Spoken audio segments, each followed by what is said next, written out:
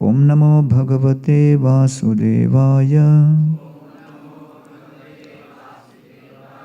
ओम नमो भगवते वासुदेवाय। ओम नमो भगवते वासुदेवाय।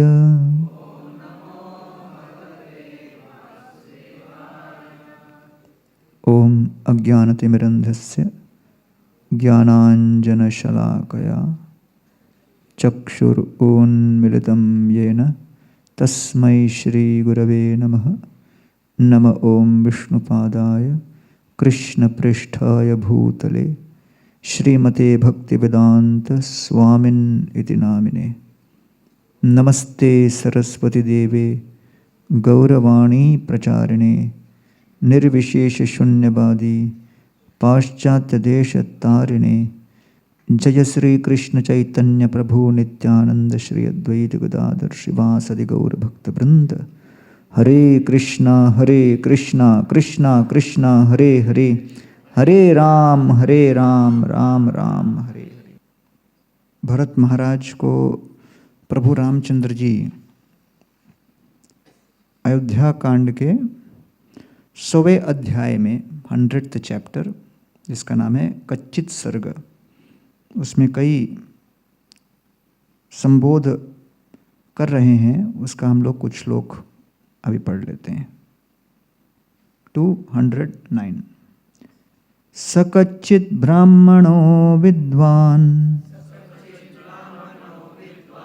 धर्मा नित्यो महाद्युति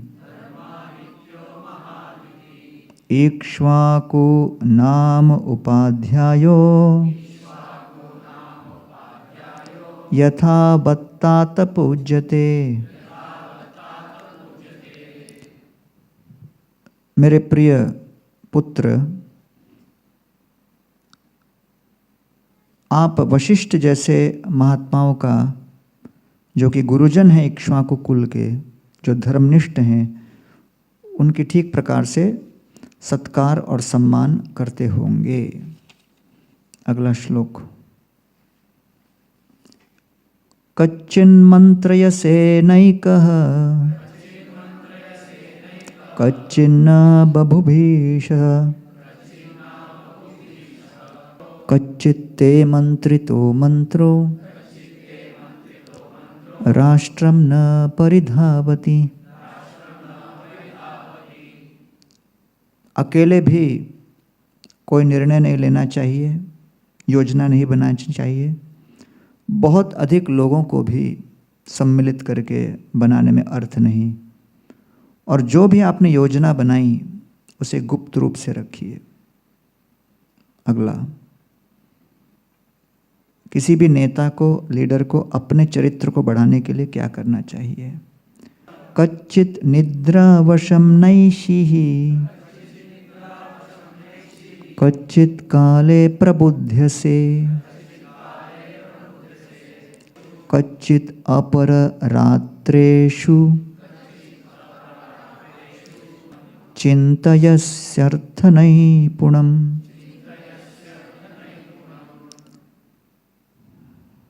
किसी भी उत्तरदायित्व लेने वाले नेता को बहुत अधिक निद्रा में लीन नहीं होना चाहिए।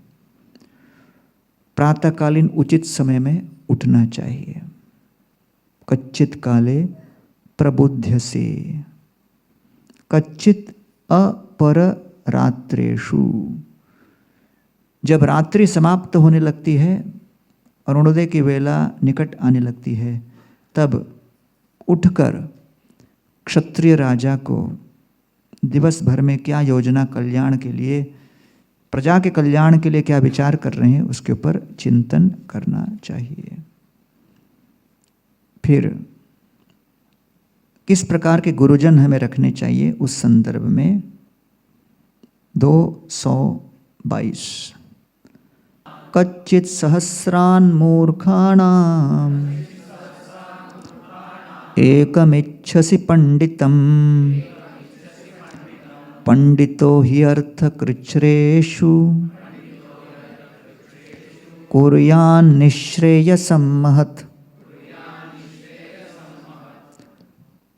अगर हमको निर्देश के लिए कोई व्यक्ति चुनना हो तो उचित सुयोग्य पात्र चुने, न कि जो निरर्थक हो और हमारा व्यर्थ समय बर्बाद करे। बुद्धिमान व्यक्ति, विवेकशील व्यक्ति वही विपत्ति की परिस्थिति में हमको सहायता कर सकता है। और फिर ये 14 जिसका हमने वर्णन किया, ये 3 श्लोकों के अंतर्गत बद्ध है। नास्तिक्यमानृतं क्रोधम प्रमादं दीर्घसूत्रताम् अदर्शनं ज्ञानवताम् आलस्यं पंचवृत्तिताम् एकचिन्तनमार्थानाम् अनर्थज्ञैश्च मंत्रणम् निश्चितानाम् अनारंभम् मंत्रस्य अपरिरक्षणम् मंगलाद्य प्रयोगं च प्रयुत्थानं च सर्वतः कच्चित्त्वं वर्जयस्येतान् राजदोषांश्च 14। तो किसी भी नेता को, लीडर को ये 14 दुर्गुण त्यागना है। और ये 14 दुर्गुण क्या है? नास्तिकता, असत्य, क्रोध, ध्यान भंग होना, निर्णय को समय पर प्रयोग न करना, बुद्धिमान लोगों का संग त्याग, आलस्य, पंच इंद्रियों का भोग, एकांत में ही राज्य के विषय में चिंतन करना, ऐसे लोगों का मत लेना जो किसी काम के नहीं, जो निर्णय सिद्ध कर चुके हैं उन्हें अपनाने में देर, किसी भी बात को गुप्त रखने में असमर्थता, और जो शुभ कार्य हैं उसे समय पर न करना या उसे छोड़ देना, और कई शत्रुओं के ऊपर एक साथ आक्रमण करने की योजना बनाना। तो ये हमने जो चर्चा की, ये 5 विभिन्न विषयों के अंतर्गत आया है। ये 5 एक श्लोक इसका रिप्रेजेंटेटिव है। रेस्पेक्ट मैनेजमेंट, डिसीशन या निर्णय का मैनेजमेंट, रेपुटेशन या अपने यश अपयश के विषय में मैनेजमेंट, टीम या जो जन सामान्य जिनके साथ हम कार्य कर रहे हैं टीम मैनेजमेंट, और 5वां ये कैरेक्टर मैनेजमेंट जिसमें ये 14 पापों से मुक्त होने का वर्णन किया गया है। तो ये सब 5 श्लोक हमने बताए, लेकिन लगभग 8वें श्लोक से लेकर 99 श्लोक, ऑलमोस्ट 91 और 92 वर्सेस आर देयर डिटेल में। इसका नाम ही है कच्चित सर्ग। तो ये आप देखो, इसके पहले वाला श्लोक में जाओ। हाँ देखिए, पहला शब्द क्या है? कच्चित। उसके पहले वाले श्लोक में जाओ, फिर कच्चित कच्चित कच्चित, इस तरह से। तो मतलब वो प्रश्न के रूप में पूछ रहे हैं रामचंद्र जी। तो लीडरशिप और मैनेजमेंट में वैदिक परंपरा के अंतर्गत कच्चित सर्ग में सबसे अधिक जानकारी एक साथ है।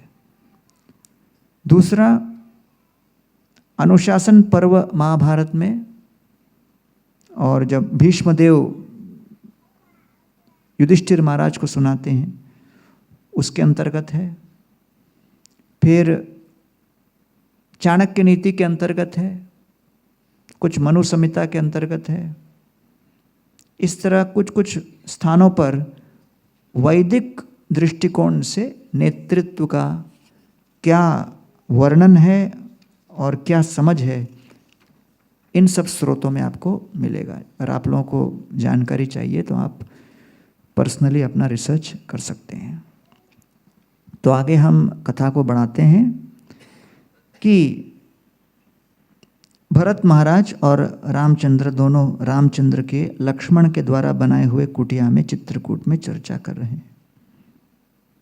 सुमंत्र, गुहा, वशिष्ठ, भरत, 3 रानियां, उतने ही लोग आए हैं वहां तक, क्योंकि चित्रकूट में पर्वत के ऊपर है और बाकी सारे अयोध्यावासी सब नीचे प्रतीक्षा कर रहे हैं कि भरत महाराज अब रामचंद्र जी को बाध्य करके पुनः अयोध्या लौटा लेंगे।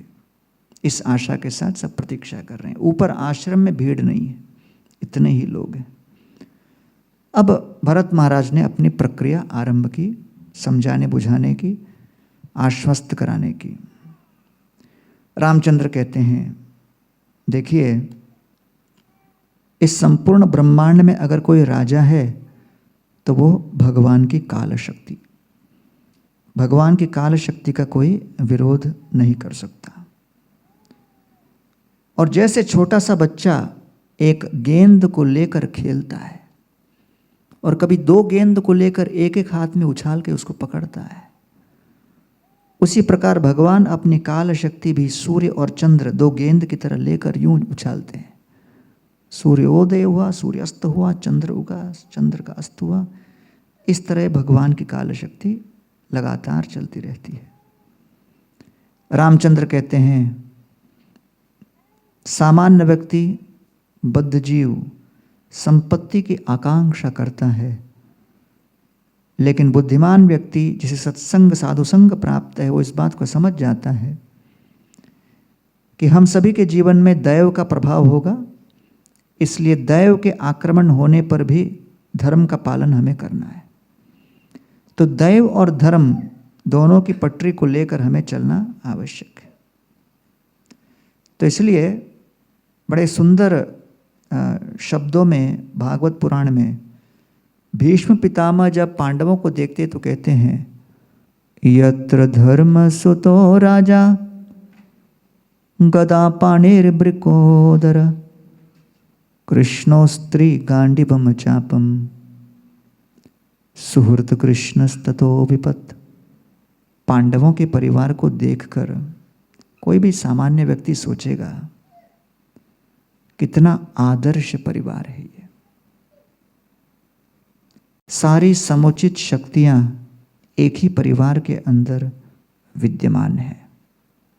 सामान्य व्यक्ति का स्वप्न होगा कि हमारे परिवार के सदस्य भी अगर इतने सामर्थ्यवान होते तो हम कहां से कहां पहुंच जाते। युधिष्ठिर धर्म के प्रतीक, भीम शक्ति के प्रतीक, अर्जुन धनुर्विद्या के प्रतीक, नकुल और सहदेव स्वामी भक्ति के प्रतीक, कृष्ण सर्वश्रेष्ठ सुहृत के प्रतीक। इन सभी महाशक्तिशाली तत्वों को एक ही परिवार में रखते हुए भी ततो विपत्त, पांडवों के जीवन में विपत्तिग्रस्त अवस्थाएं चलती रही। इसलिए दैव कब अचानक हमारे जीवन में प्रकट होकर किस प्रकार दुर्भाग्य का विकराल विष काल शक्ति एक विषधर भुजंग के रूप में फुफकार मारते हुए आकर हमें डंक मार दे और हमारी पनपती हुई सपनों को भस्मीभूत कर दे, इसका कोई भरोसा नहीं। जैसे कल मैंने बताया, समस्या का समाधान संभव है, लेकिन विपत्ति केवल सहन की जा सकती है। तो ये विपत्ति की श्रेणी में आ रहा है।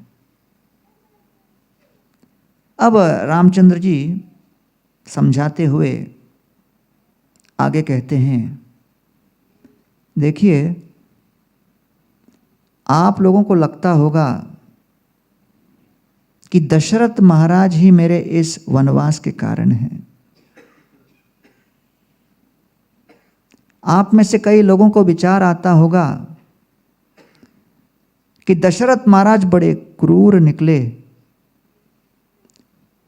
कि उन्होंने रामचंद्र को वनवास करा दिया और भरत को राजगद्दी सौंप दी। लेकिन भरत को राजगद्दी सौंपने का निर्णय अभी नहीं, कैकेयी के वरदान से पूर्व, बहुत पुराने काल में ले लिया गया था। तो सब खड़े हुए लोग चौंक गए, बोले ये क्या, रामचंद्र कौन सी बात बता रहे हैं? कैकेयी से वरदान से पूर्व ऐसा कौन सा हादसा हुआ जब भरत को राजगद्दी सौंप दी गई थी? तो रामचंद्र कहते हैं, जब अश्वपति कैकेयी के पिताजी ने दशरथ महाराज से इस विवाह के विषय में चर्चा की थी कि कैसे दशरथ महाराज का विवाह कैकेयी के साथ होगा, तो उस विवाह के पीछे न्यूनतम योग्यता और प्रतिबंध ये लगाया था कि मैं विवाह केवल इस कारण से करूंगा, इस कंडीशन पर करूंगा कि कैकेयी का पुत्र ही सम्राट बनेगा। अब क्योंकि कैकेयी इतनी सर्वांग सुंदरी थी, सर्वाकर्षक थी, दशरथ महाराज के हृदय को लुभा गई। तब दशरथ महाराज भी आवेश में आके सोचे, अरे राजा की बात तो आगे देखेंगे, अभी तो मुझे ही बहुत समय राज करना है। अब 60,000 वर्ष तक जो राज किए वो थोड़ी रिटायरमेंट का उस समय सोचेंगे। उनको लगा अभी तो 60,000 वर्ष अपने को निकालना है, तब देख लेंगे जब होगा। ठीक है भाई, हाँ कर देंगे। इसीलिए दशरथ महाराज के मन में असुरक्षा की भावना थी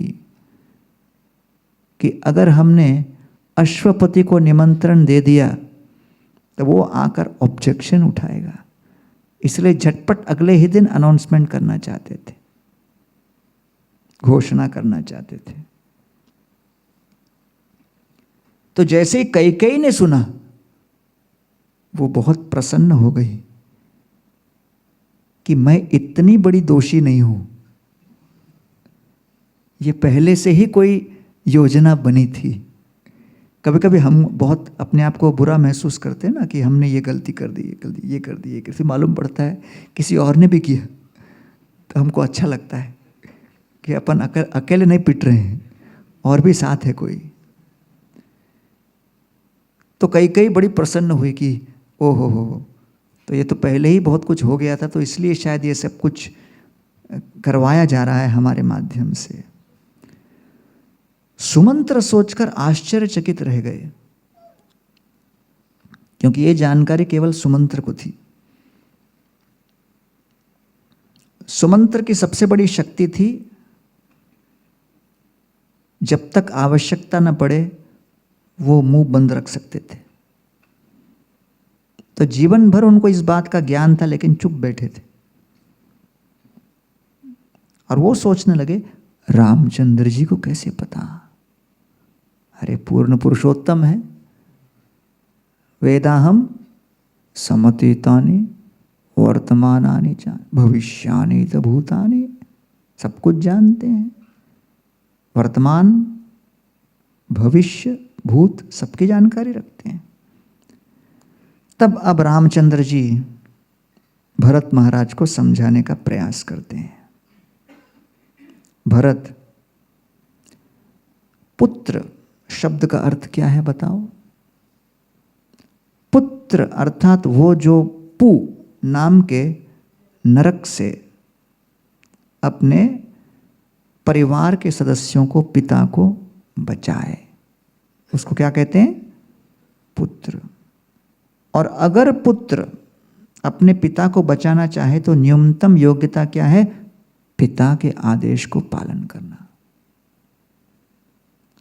जो पुत्र पिता के आदेश को पालन नहीं करेगा वो स्वयं नरक में जाएगा, और पुत्र ही नरक में बैठ गया तो पिता को कौन बचाएगा? तो इसलिए दशरथ महाराज ने मुझे आदेश किया है वनवास के लिए, और मैं पालन नहीं करूं तो फिर हम नरक में जाएंगे, पिता को कौन बचाएगा। इसलिए मैं यहाँ वन में रहूँगा, और जब उचित समय आएगा गया में जाकर पिंडदान भी मैं करूँगा। भरत, एक और दृष्टिकोण से हमारे पिताजी ने राज्य के विभाजन में कोई अन्याय नहीं किया है। आपको शहर का राज्य दिया गया, मुझे वन का राज्य दिया गया। आपको मनुष्यों के ऊपर राज्य करने का अधिकार दिया गया, मुझे पशु पक्षियों के ऊपर। वनवास में सब पशु पक्षी हैं, तो ये मत सोचो कि मैं बिना राज्य की हूं, ये मत सोचो मैं राजा नहीं, मैं भी राजा हूं। ये सब पशु पक्षी घूम रहे हैं ना, मैं उन्हीं का राजा हूं, ये मेरे सब्जेक्ट हैं। अच्छा, आपको जो छतरी दी गई है, सफ़ेद वाली छतरी को लेके आप जाते हो, और मेरे ऊपर देखो कितने पेड़ हैं, हरी छतरी है मेरे लिए। आप सुमित्रा के एक पुत्र शत्रुघ्न को लेके निरंतर घूम रहे हो, मैं सुमित्रा के दूसरे पुत्र लक्ष्मण को लेके घूम रहा हूं। तो पिताजी ने क्या प्लानिंग करके प्रॉपर्टी का डिवीजन किया है। क्यों भरत? तो मैं तो नहीं देखता कि इसमें कुछ गलती है या कमी है। किसी व्यक्ति को अपने जीवन में परिपूर्णता प्राप्त करनी हो तो उस परिपूर्णता को प्राप्त करने के लिए 4 द्वार हैं, और उस 4 द्वार पर 4 ताले लगे हैं, और जब तक उन 4 तालों को हम खोलेंगे नहीं, हम उस द्वार से मुक्त नहीं हो सकते।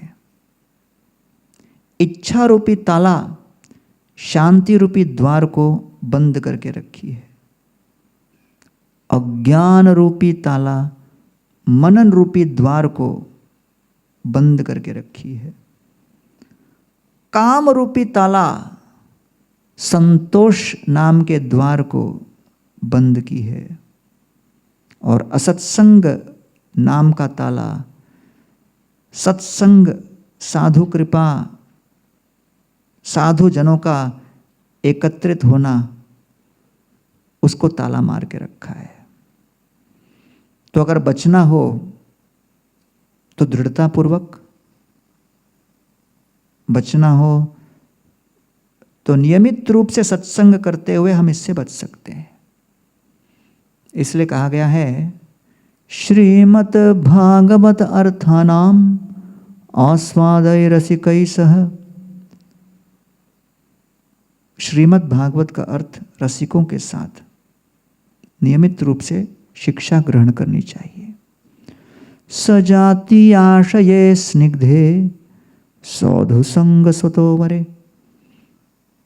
जो हमसे अधिक भक्ति में बड़े हों, जिनकी चेतना हमसे अधिक विकसित हो, साधु संग स्वतोवरे, ऐसे लोगों का सत्संग हमें प्राप्त करना चाहिए।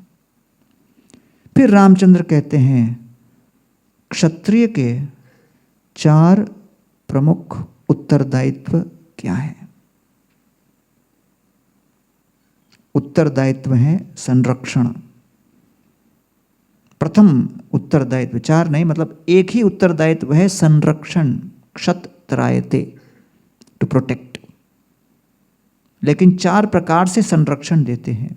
पहले शत्रुओं से संरक्षण, दूसरे हमारे मानसिक उत्पात से संरक्षण, तीसरे हमारे बौद्धिक दुर्बलता से संरक्षण, और चौथे हमारी आध्यात्मिक अधोगति होकर बुरी आदतों से संरक्षण।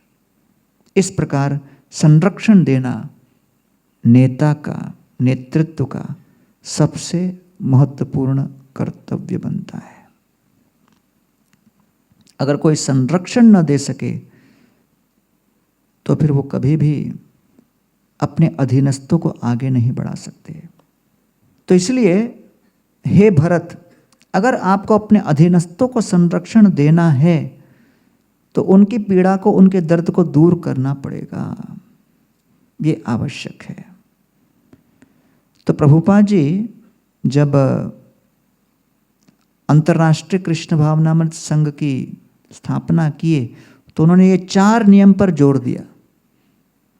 No meditating, no gambling, no illicit sex, no intoxication. और कई लोगों ने तर्क किया कि ये सब, इसकी क्या आवश्यकता है? तो प्रभुपाद ने कहा जब तक रजोगुण और तमोगुण से मुक्त नहीं होंगे तब तक हम बच नहीं सकते। इसलिए अजामिल प्रसंग में आता है, म्रियमाणो हरिर्नाम गृणन पुत्रोपचारितम अजामिलोऽपि अगद्धाम किम पुनः श्रद्धया गृणन। अजामिल के अंदर 4 महत्वपूर्ण सद्गुण देखे गए। पहला, मृत्यु के समय उन्होंने अपने पुत्र का नाम पुकारा, म्रियमाणो। दूसरा, गृणन पुत्रोपचारितम, अपने पुत्र को पुकारा। तीसरा, अजामिलोपि अगद्धाम, मृत्यु पर्यंत उसने इंद्रिय तृप्ति की आदत नहीं छोड़ी थी। चौथा, किम पुनः श्रद्धया गृणन, उन्होंने अपने जीवन काल में वैष्णव संघ में बैठकर हरिनाम की शक्ति क्या है, सामर्थ्य क्या है, उसके विषय में श्रवण नहीं किया था। तो इसलिए आचार्यगण बताते हैं अगर केवल मृत्यु के समय नहीं, जीवन पर्यंत अगर हम नाम लेंगे, श्रद्धापूर्वक नाम लेंगे, 4 नियम पालन करते हुए नाम लेंगे, नारायण भगवान को साक्षात पुकारते हुए नाम लेंगे, कितना अधिक प्रभाव पड़ेगा, कितना अधिक प्रभाव पड़ेगा। इसलिए अजामिल का प्रसंग प्रेरणादायक प्रसंग है कि हम जघन्य विभिन्न प्रकार के कुत्सित इंद्रियों के कार्यों से हरिनाम के माध्यम से बच सकते हैं। कॉलेज के स्टूडेंट से मैं चर्चा कर रहा था और मेरे भागवतम के लेक्चर्स में थोड़े दिन से वो आ रहा था। मैंने पूछा, भाई तेरा फेवरेट कैरेक्टर शास्त्र का कौन है? बोलते हैं अजामिल। मैंने कहा इतने महान संत हुए और कोई मिला नहीं क्या? अजामिल ही फेवरेट क्यों है? बोलता है अजामिल मजा भी किया और भगवत धाम भी गया। तो मैंने कहा वो गया, आप नहीं जा पाओगे। अजामिल का प्रसंग आता ये बताने नाम की महिमा क्या है। तो इसलिए श्री चैतन्य महाप्रभु ने इस कलयुग में संरक्षण देने के लिए नाम दिया है। भट्टाचार्य कोहे ए मधुर बचन, चैतन्य सृष्टि ए प्रेम संकीर्तन। श्री चैतन्य महाप्रभु की ये सृष्टि है, ये प्रेम संकीर्तन है। तो इसलिए रामचंद्र जी कहते हैं क्षत्रिय का पहला कर्तव्य है भरत संरक्षण। मैं वन में हूं और आप भी वन में आके बैठ गए, अयोध्या वासियों को संरक्षण कौन देगा? शारीरिक संरक्षण, मानसिक और भावनात्मक संरक्षण, पारिवारिक संरक्षण, बौद्धिक संरक्षण, उनके बुरी आदतों से संरक्षण। और आप संरक्षण नहीं दोगे, क्षत्रिय के कर्तव्यों से पदच्युत हो जाओगे। जाओ। भरत कहते हैं, देखिए दशरथ महाराज ने हे राम अपने पुत्र को वनवास के लिए कहा था। तो दशरथ महाराज का कंडीशन क्या था? 4 में से 1 पुत्र वन में होना चाहिए। ऐसा करते हैं, मैं रुकता हूं, आप जाओ, जिससे कंडीशन पूरा होता है। मैं रहूंगा वन में। रामचंद्र जी ने कहा, पिता ने जो आदेश दिया है उसको फेरबदल करने में अधर्म हो जाएगा, ये धर्मोचित नहीं। मनगणन कपोल कल्पित भावना को लेकर यथाशक्ति यथासंभव हम कोई परिवर्तन नहीं ला सकते। उसी सभा में जबाली ऋषि खड़े थे। जबाली ऋषि बोलने लगे, अरे क्या इतनी तत्वज्ञान की चर्चा हो रही है? रामचंद्र जी जाओ अयोध्या का राज करो, खाओ पियो मजा करो। आगे किसने देखा है? ये धर्म वर्म का उत्तरदायित्व लेकर किसी को भविष्य में उत्तर देना होगा, तब जाके आत्मा दूसरे शरीर को प्राप्त करेगी। ऐसा कुछ है ही नहीं, सब कुछ शरीर के साथ नष्ट होने वाला है। तो किसके आगे हमें हाथ जोड़कर उत्तर देना है? मजा करते हैं। रामचंद्र जी क्रोध में आके बोले, धर्म चरित्र सत्य और आस्तिकता के आधार पर बात करो, बेवकूफों जैसे मत। तो जाबाली ऋषि बोले, क्षमा करना, मैंने सोचा किसी के धर्मोचित बातें आपको बाध्य नहीं कर पा रही, तो मैं सोचा थोड़ा नास्तिकता भी ट्राई करते। अब वशिष्ठ ऋषि बोल पड़े, बाकी लोगों ने प्रयास कर लिया, अब गुरु का समय आ गया। राम, मैं न केवल आपका गुरु हूं, आपके पिता का भी गुरु हूं। समझ रहे ना? गुरु होने के नाते मेरे पास अधिकार है यह सिद्ध करने का कि धर्म के अनुसार क्या है अथवा नहीं। आपके पिता ने जो आदेश किया आपको वन में जाने के लिए, वो कुछ विशेष विकृत परिस्थितियों के वशीभूत। हे राम, मैं आपको आदेश दे रहा हूं कि आप अपने पिता के उस आज्ञा का उल्लंघन कीजिए, मेरे साथ लौट के आइए, करोड़ों करोड़ों अयोध्या वासियों के राज्य का प्रशासन संभालिए।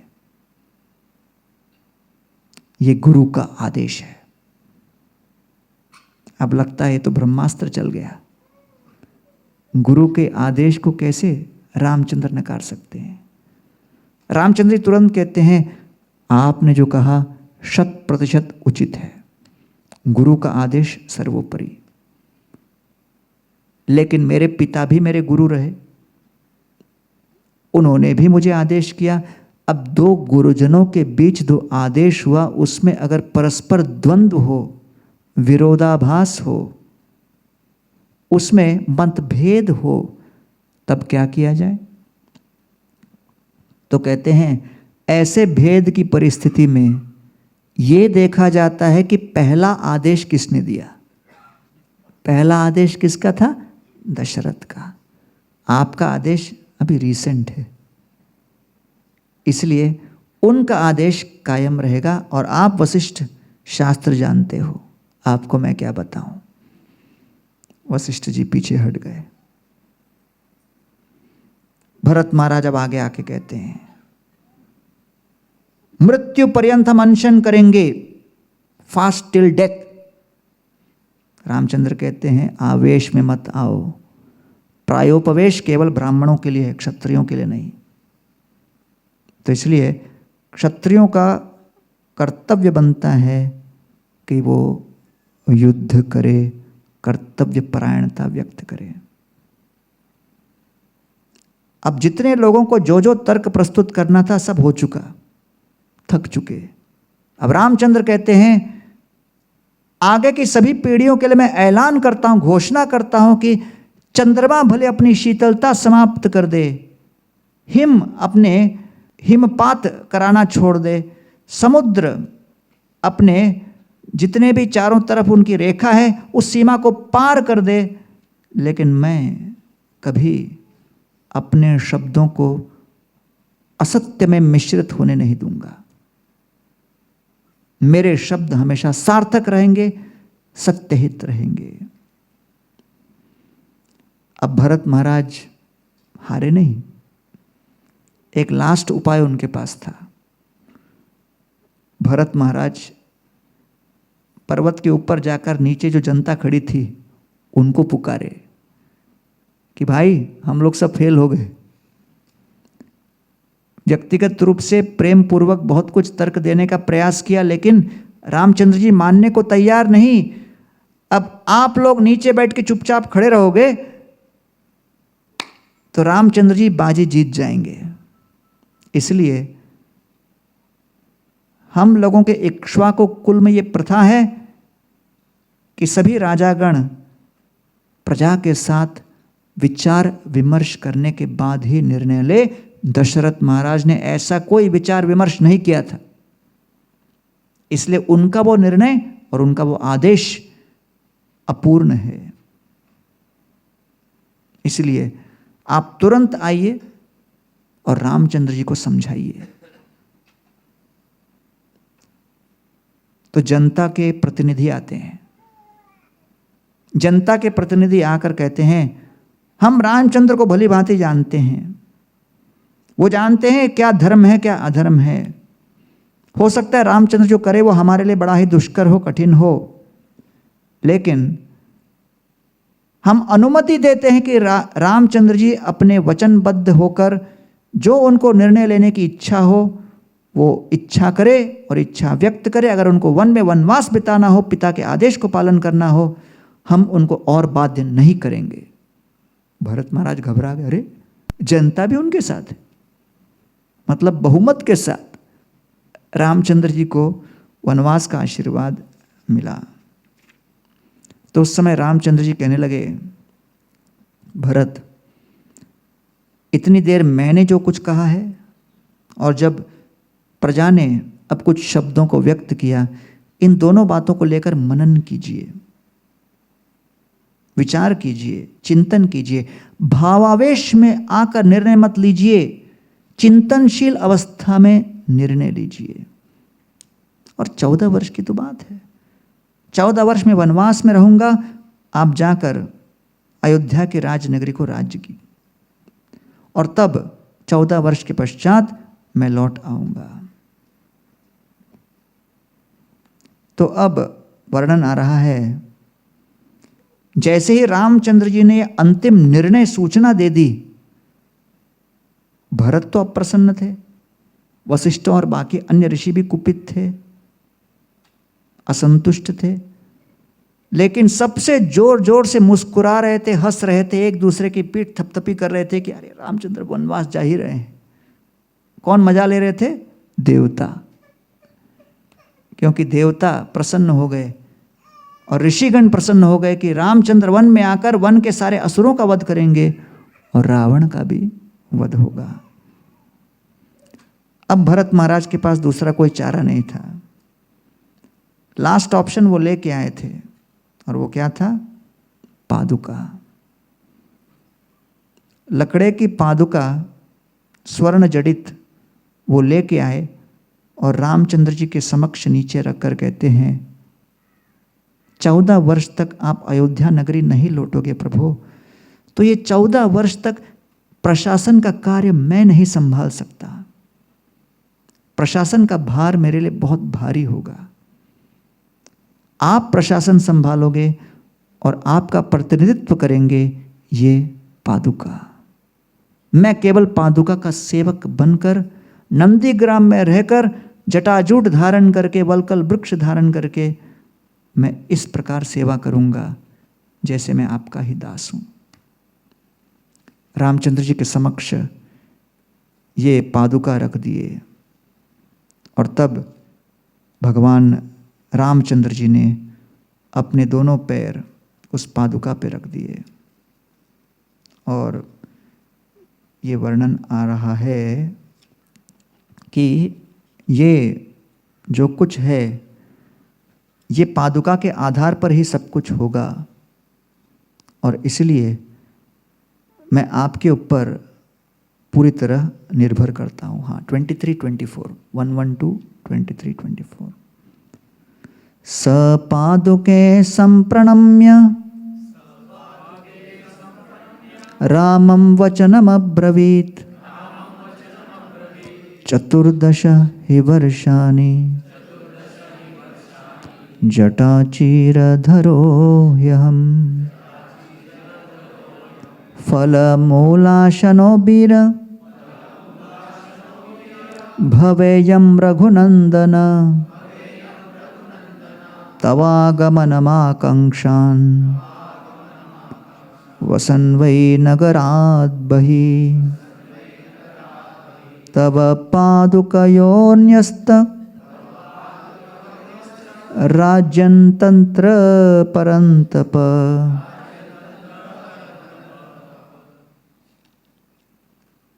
तो ये कह रहे हैं, भरत उस पादुका के समक्ष प्रणाम करके रामचंद्र जी को कह रहे हैं, हे प्रभु राम, जो वल्कल वृक्ष धारण कर, जटा धारण कर, मैं केवल फल कंदमूल पे ही निर्वाह करूंगा,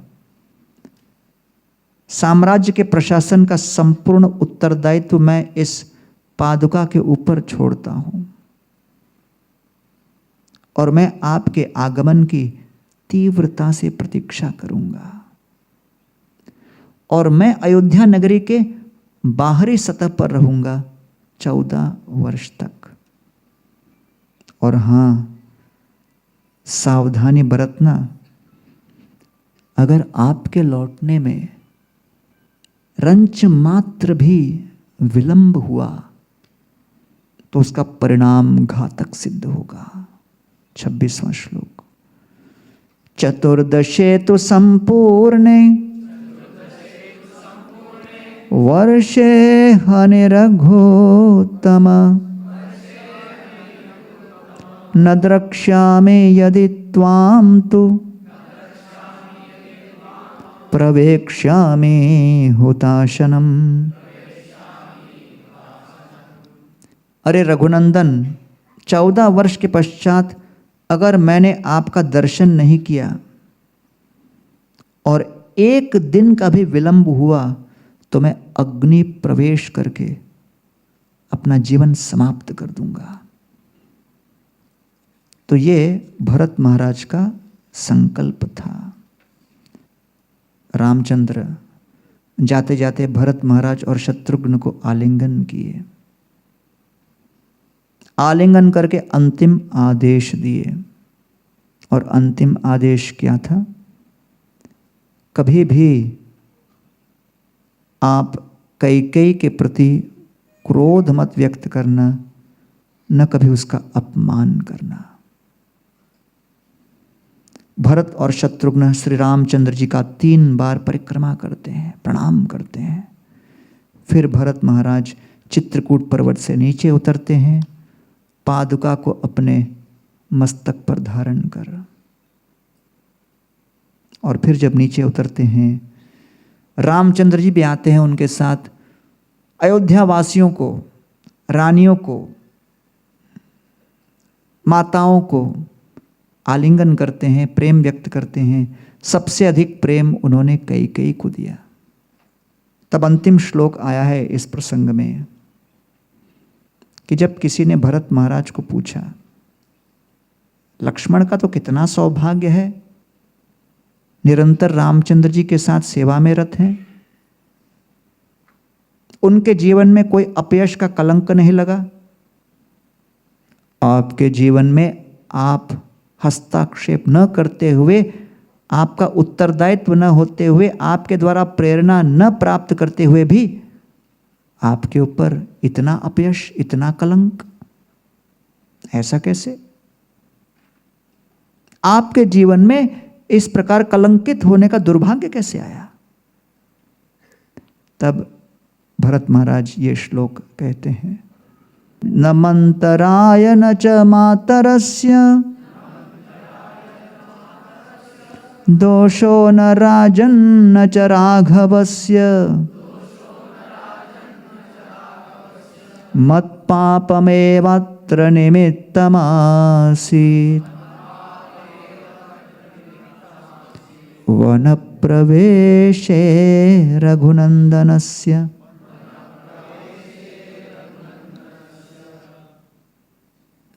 भरत महाराज कहते हैं, मंथरा का दोष था?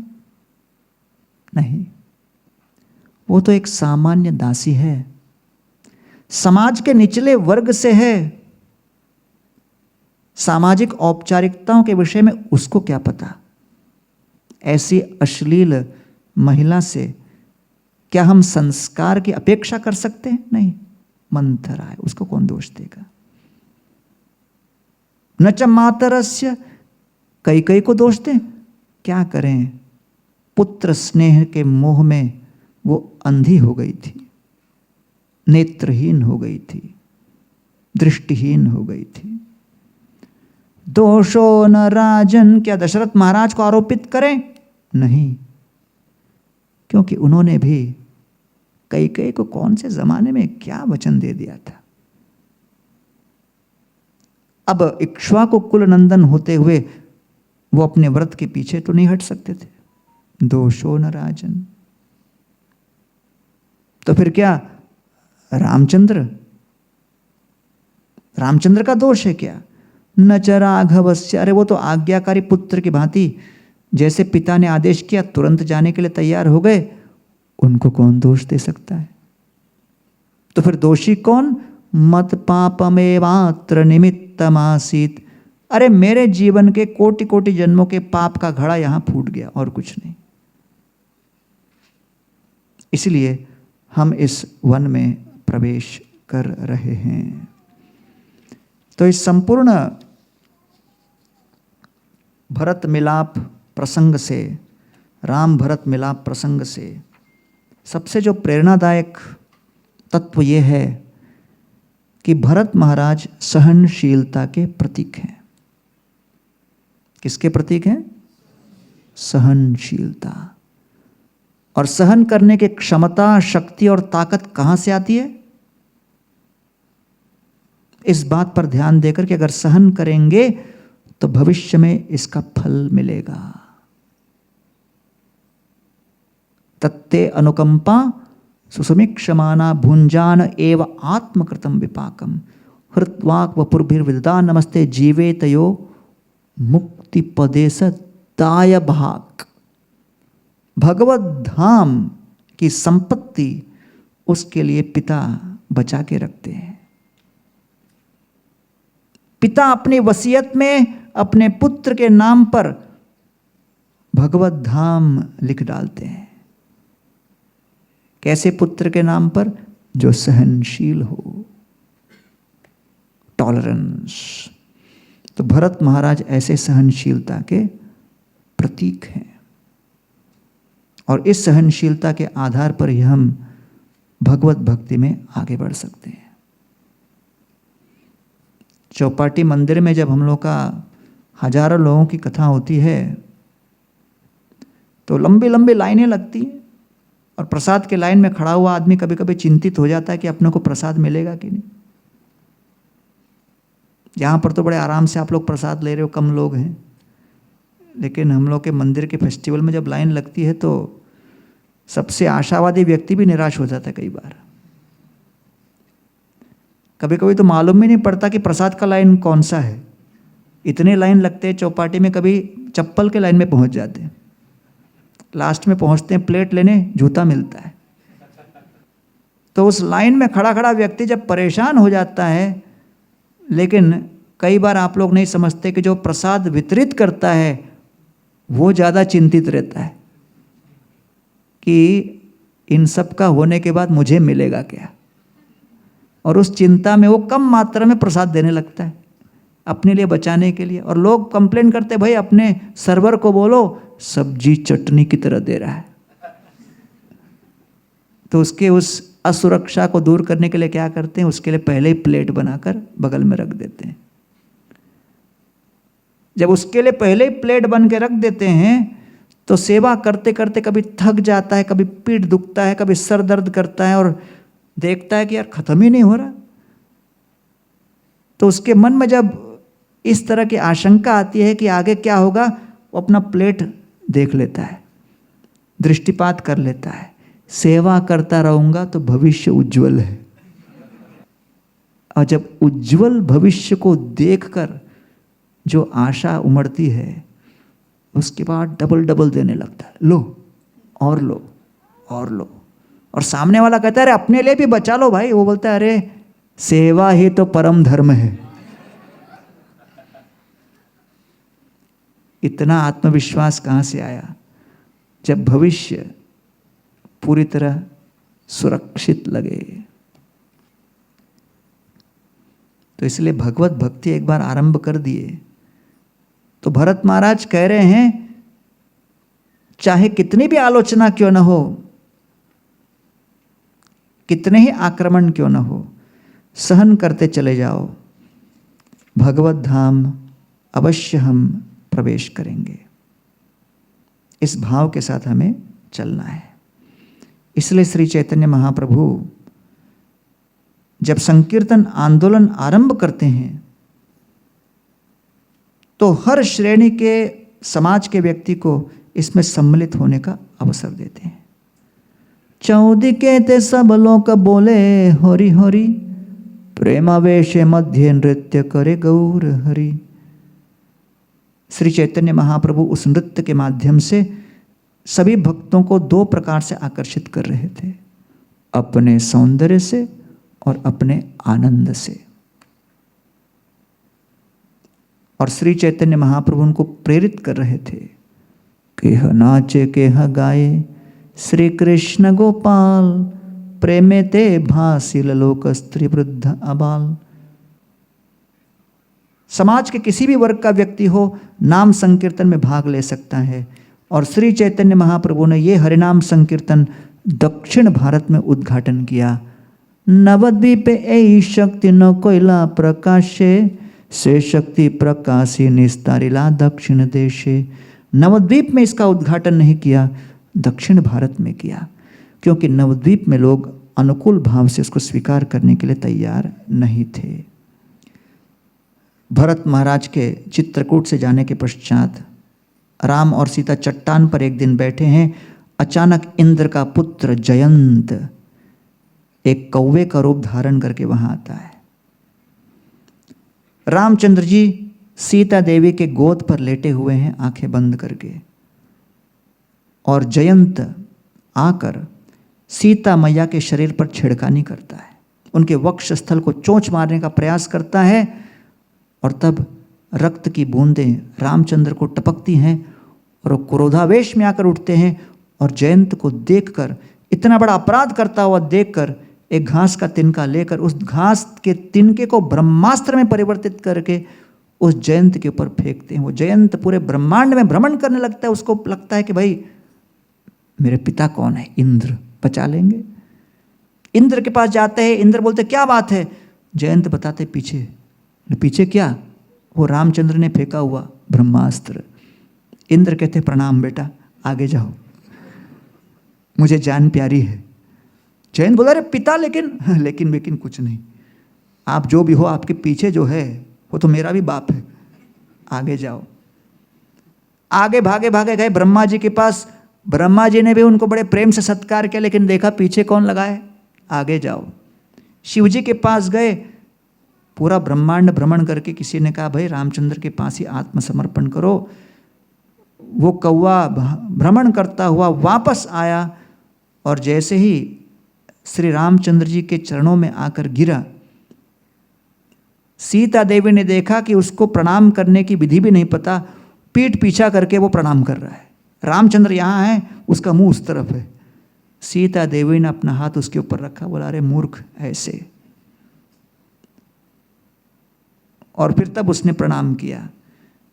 तब रामचंद्र जी बोले अब सीता मैया बताइए, आपका हस्तकमल इसके ऊपर लग गया, इसको तो मैं मार नहीं सकता, लेकिन ब्रह्मास्त्र को तो कोई ना कोई क्षति पहुंचानी होगी, करे तो क्या करें।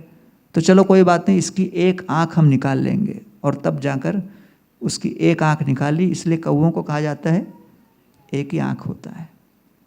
तत्पश्चात मंदाकिनी के चलते चलते सीता देवी अनुसुईया जी के आश्रम में आई। उग्रश्रवा नाम के एक ऋषि थे, हर प्रकार की बीमारी से पीड़ित। शीलावती उनकी पत्नी थी, लेकिन उग्रश्रवा की इच्छा हुई कि मैं किसी वैश्या के पास जाऊं, और उस वैश्या के पास जाने के लिए अपनी ही पत्नी शीलावती को कहते मुझे लेके चलो। और शीलावती अपने बीमार पति को कंधे पे उठा के लेके चल रही है। उसी समय थोड़े समय पूर्व कुछ चोर लोग मंडव्य मुनि के आश्रम में आकर छुप गए। राजा के लोग आए, चोरों को देखा, उनको आक्रमण करके उनको समाप्त किया। मंडव्य मुनि को देखा, उनके ऊपर भी आक्रमण कर दिया, और मंडव्य मुनि के शरीर के अंदर भाला घुस गया। वो गिर पड़े, रो रहे हैं। उसी समय उस मार्ग से उग्रश्रवा और शिलावती जाते हैं और जाते जाते उग्रश्रवा के पैर मंडव्य मुनि को लग जाते हैं, जो दर्द में वैसे ही चीख रहा है, पुकार रहा है। मंडव्य मुनि श्राप देते, अरे मुझे पैर मारा, तुम्हारी मृत्यु हो जाए, जब तक सूर्योदय होगा तुम्हारी मृत्यु हो जाएगी। तो शिलावती ने कहा अच्छा, तो मैं संकल्प करती हूं कि सूर्य नहीं उगेगा। तो शिलावती इतनी धर्मांगिनी थी कि उसकी वाणी को सुनकर उग्रश्रवा को बहुत पश्चाताप हो, अरे मैं कहाँ जा रहा था इसको लेकर वैश्या का आनंद लूटने के लिए, अरे मुझसे बहुत बड़ी गलती हुई, चलो वापस घर लेके चलो। अब उग्रश्रवा का तो मैटर सॉल्व हो गया, शिलावती को अपना पति लौट के मिल गए। लेकिन अब प्रॉब्लम हो गया कि शिलावती ने संकल्प किया सूर्य का उदय नहीं होगा, तो ब्रह्मांड में त्राही त्राही मच गई। अब सब ब्रह्मा जी के पास गए कि भाई समस्या है, समाधान करो। सूर्यदेव भी परेशान थे, बोले ये क्या, मेरा रोजगार जा रहा है। तो ब्रह्मा जी कहते हैं हम अनुसुईया को समझाते हैं और अनुसुईया को जाके कहते हैं आप थोड़ा शिलावती को कॉम्प्रोमाइज करवाओ, वो अपना ये पीछे हट जाए थोड़ा और उसके पति का भी वध नहीं होगा, इस तरह कुछ करवाइए, ऐसा करोगे तो मैं स्वयं आपका पुत्र बनूंगा। तो अनुसुईया जाकर शिलावती को प्रेम से समझाती है और शिलावती कहते अरे सूर्य उदय होगा तो मेरे पति मर जाएंगे। बोले नहीं नहीं, ऐसा सब नहीं होगा, ब्रह्मा जी ने संकल्प दिया है, ऊपर से आदेश आया है, वो सब एडजस्ट हो जाएगा। तो अनुसुईया जो है बीच का काम करती है, कॉम्प्रोमाइज़ करवाती है, सूर्योदय होने देती है शिलावती। सूर्य उगता है और उग्रश्रवा की मृत्यु नहीं होती। और तब ब्रह्मा जी जो है, अब उन्होंने ऑलरेडी कह दिया कि हम लेंगे। अब अनुसुईया के पति का नाम था अत्रि ऋषि, और वो एक दिन बैठकर तप करते हुए कहते हैं हे प्रभो, हे भगवान, हे पूरे ब्रह्मांड के स्वामी, आप हमारे समक्ष आइए। अब वो आ जाते हैं तो कहते हैं कि पुत्र का स्वरूप धारण कीजिए। तो ये तीनों जो थे, ब्रह्मा, विष्णु और शिव जी, अच्छा ये तीनों की जो पत्नियां हैं उनको कहती हैं कि थोड़ा अनुसुईया की परीक्षा लीजिए, सुना है कि वो बहुत पतिव्रता है, तो उनको जाके बोलिए कि आप उनका जो है भोजन परोसना चाहते हैं उनके द्वारा, लेकिन वो बिना वस्त्र के हो, तब देखते हैं वो क्या करेगी। तो ब्रह्मा, विष्णु, महेश तीनों बोले यार पता नहीं हमारी पत्नी क्या क्या कंडीशन डाल रही। तो पहुंच गए अनुसुईया के पास और बोले हम आपके हाथों से भोजन करना चाहते। बोले कोई बात नहीं, जरूर, प्रसाद खिलाना तो आनंद की बात है। बोले नहीं, लेकिन निर्वस्त्र होकर। तो अनुसुईया ने अपनी शक्ति से ये तीनों को छोटे छोटे बच्चे बना दिए। बच्चे तो बना दिए, भोजन भी खिला दिया। अब उनकी पत्नियां परेशान, अरे हमने तो पति भेजा था, बच्चे के रूप में रिटर्न मत भेजना। तब फिर उन लोगों ने संकल्प दिया कि चलो हम अलग से आपके संतान के रूप में प्रकट हो जाएंगे। तो सोम बने ब्रह्मा जी से, दत्तात्रेय बने विष्णु से, दुर्वासा मुनि प्रकट हुए शिव जी से। इस प्रकार अनुसुईया ने दीर्घ काल तक सीता मैया को पतिव्रता नारी के कर्तव्य क्या होते हैं इसके ऊपर वर्णन किया। अब चित्रकूट से निकलकर सीता, राम और लक्ष्मण विचार करने लगे, समय आ गया कि हम यहाँ से निकलें और जहाँ हमें जाना था दंडकारण्य, उसका समय आ चुका। पहला श्लोक, प्रविश्यतो महारण्यम दंडकारण्यमात्मवान् ददर्श रामो दुर्धर्ष तापसाश्रम मंडलम। तो रामचंद्र जी दंडक वन में प्रवेश करते हुए तपस्वियों के आश्रम को देखे। दंडकारण्य की कथा क्या है? इक्ष्वाकु कुल में एक राजा थे जिनका नाम था दंड। दंड हर प्रकार से ऊटपटांग हरकत किया करता था, उसे अयोध्या से निष्कासित कर दिया। तो मधुमंत नाम के स्थान में वो आ गए और मधुमंत स्थान में आकर वहाँ शुक्राचार्य की पुत्री जिनका नाम था अरज, उनके ऊपर आक्रमण किया। शुक्राचार्य क्रोधित होकर उसे भस्मीभूत कर दिए। न केवल उसे भस्मीभूत कर दिए, उस संपूर्ण जंगल को ही भस्मीभूत कर दिए। दंड उस समय, इसलिए उस वन का नाम हो गया दंडक आरण्य। अब जितने भी ऋषि मुनि गण थे वो सब उसी स्थान में आकर रहने लगे, क्योंकि इतने राक्षसों का उत्पात होने लगा। तो जब लक्ष्मण, सीता और राम चित्रकूट से दंडकारण्य आए तो सारे ऋषि मुनि गण भी कहे हम भी आपके साथ चलेंगे, क्योंकि आप जहां हो वही फलता फूलता वन है। अच्छा, दंडकारण्य में जब बहुत साल पहले, बहुत युग पहले जब अकाल पीड़ित अवस्था हुई थी तो ऋषि मुनिगण ने गौतम ऋषि का आश्रय लिया था। गौतम ऋषि के आश्रम में वो रहने लगे। कुछ समय के पश्चात जब अकाल समाप्त हुआ तो ऋषि मुनिगण गौतम ऋषि को कहते हैं अब हम वापस दंडक जाना चाहते हैं, आप हमें आशीर्वाद दीजिए। गौतम ऋषि कुछ बोले ही नहीं, चुपचाप देखते रहे। तो सबने बोला पता नहीं क्या है, बिना अनुमति के जा भी नहीं सकते, श्राप लगेगा। फिर थोड़े दिन थम गए। फिर कुछ दिनों के पश्चात फिर यही ऋषि मुनि आकर कहते हैं गौतम ऋषि को, दंडकारण्य में हम पुनः लौट के जाना चाहते हैं, वहाँ अकाल समाप्त हो गया, आप अनुमति देंगे क्या? फिर गौतम ऋषि शांत, नो रिएक्शन। तो अब ऋषि मुनिगण भी थोड़ा बेचैन हो रहे थे, आपस में खुसुर फुसुर करने लगे, अरे कब तक अटक जाएंगे हम यहाँ पर, दंडकारण्य में लौट के जाना है ना। तब किसी ने युक्ति सुलझाई कि गौतम ऋषि के साथ कुछ छल करना पड़ेगा। एक बूढ़े से गैया को लेके आए और उस गैया को गौतम ऋषि के बिल्कुल बगल में खड़ा कर दिया। गौतम ऋषि घास के तिनके से उसको थोड़ा छुए, वो नीचे गिर के मर गया। सारे ऋषि मुनिगण आकर गौतम ऋषि को बोलते हैं गो हत्यारे, गो हत्यारे, गो की हत्या की। गौतम ऋषि भी सोचे अरे बाप रे, मुझसे तो इतना बड़ा पाप हो गया, अब क्या करें।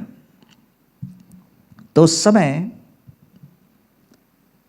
उन सभी लोगों ने ये जो ट्रिक किया था गौतम ऋषि इसके बारे में अवगत हो गए। को गौतम ऋषि ने कहा कि आपने ये सब छल किया, मुझसे गाय मरवाया जिससे कि आप यहाँ से भाग सको और दंडक जा सको। मैं अभिश्राप देता हूँ कि दंडक राक्षसों से अभिभूत हो जाए। तो सब प्रणाम करके क्षमा याचना मांगने लगे कि भाई ऐसा मत करो। तब फिर गौतम ऋषि ने कहा ठीक है, मैं अपने श्राप को थोड़ा एडजस्ट करूँगा, कॉम्प्रोमाइज। ऋषि मुनिगण कॉम्प्रोमाइज कर लेते थे, श्राप देते थे फिर एडजस्ट करते थे। फिर कहा जब रामचंद्र जी आएंगे तब उन असुरों की संख्या कम होगी। तो इसलिए सारे ऋषि मुनिगण जो रामचंद्र जी के साथ थे बहुत प्रसन्न थे कि आप चल रहे हो हमारे साथ, और इसके कारण इनका सर्वनाश निश्चित है। अचानक सीता देवी को एक राक्षस ने अपने हाथ में चपेट लिया जिसका नाम था विराड। विराड के ऊपर राम और लक्ष्मण ने आक्रमण किया। फिर देखा कि अस्त्रों से इसका वध नहीं हो सकता, तो एक गड्ढा खोदकर उसको उसमें दफना दिया। विराट प्रकट हुए तुम्बुरी नाम के एक गंधर्व के रूप में और कहा कि मैं रंभा के पीछे पागल भागा और तब जाकर मुझ पर यह अभिश्राप प्राप्त हुआ। आपने मुझे मुक्त किया, आगे जाइए, सरभंग ऋषि का आश्रम है, वहाँ पर आपको ज्ञान प्राप्त होगा। रामचंद्र जी सरभंग मुनि के आश्रम में आए और देखा वहाँ इंद्रदेव चुपके से भाग रहे थे। रामचंद्र को देखकर और पीछे से भागे। तो राम बोले यार ये क्यों भाग रहे ऐसे? सरभंग मुनि को पूछे ये क्यों भागा इंद्र? तो सरभंग मुनि बोले इंद्रदेव इंद्रलोक से आए थे मुझे निमंत्रण देने कि इंद्रलोक में आके बस जाओ, लेकिन मैंने कहा मुझे वहाँ नहीं जाना, मुझे तो भगवत धाम जाना है, वैकुंठ जाना है।